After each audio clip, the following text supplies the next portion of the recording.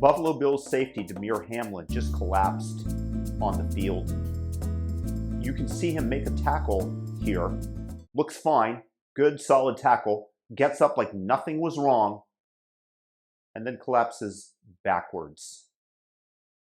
Lord, first of all, let's pray for his life, because right now the man is in critical condition in the hospital after being administered CPR on the field.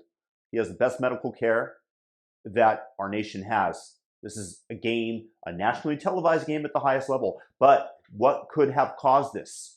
Gee, I think that we all know what's on everybody's mind. We see a pattern of young, able-bodied athletes suddenly collapse on the field.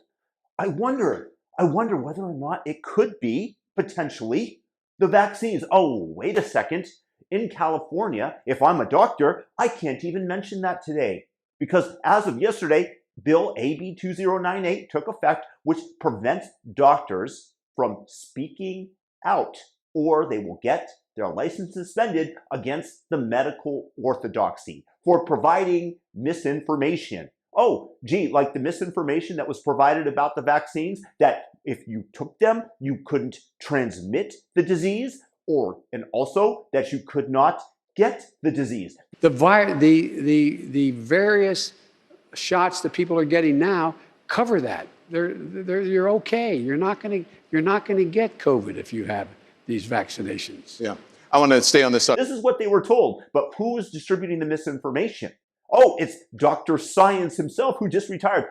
The problem is that they are trying to take away our rights and impose an Orwellian future where only the elite get to debate what is actually going on. Anybody at the lower rungs of society has no voice, because that is exactly what's being enacted in California, where the legislative body decrees what a doctor must say. So the doctor cannot provide any information to you as a customer, as somebody who cares for, who might dissuade you from contributing to Pfizer's profits by taking a vaccine that the taxpayers are paying for. But is it really a vaccine if it doesn't prevent transmission?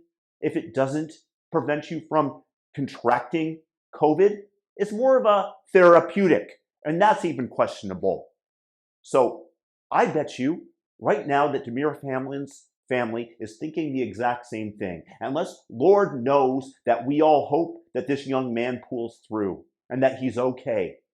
But certainly we have to be able to notice a pattern and speak about it, but we won't be able to if people like Gavin Newsom and the Democrats who run California get their way and continue to pose laws that prohibit speech. Of course, it's in violation of the First Amendment of the United States, but they don't care because they are enacting what they think is in their best interest in order to reap the corporate profits, in order to game the system so that into their coffers flow many subsidies that will help them get elected on a national level, perhaps. Or they make California a sanctuary state, ignoring federal law, but still want the extra votes that the non-citizens inhabiting their state, the illegals, generate for them in terms of electoral politics.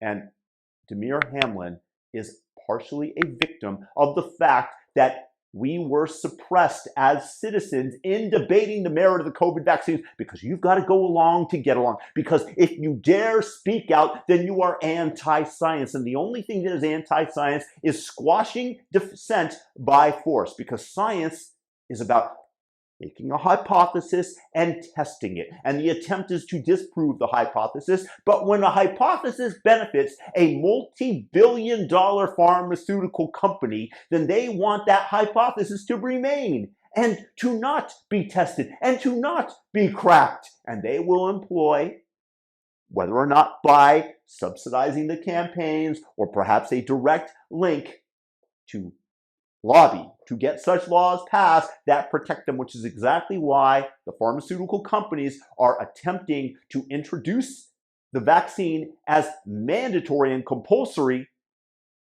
for school children, because that will shield them from all legal liability. And poor Damar Hamlin is merely another yet potential body or vaccine-related injury, we don't know for sure, again, who will benefit the bottom line of Pfizer shareholders and the federal government.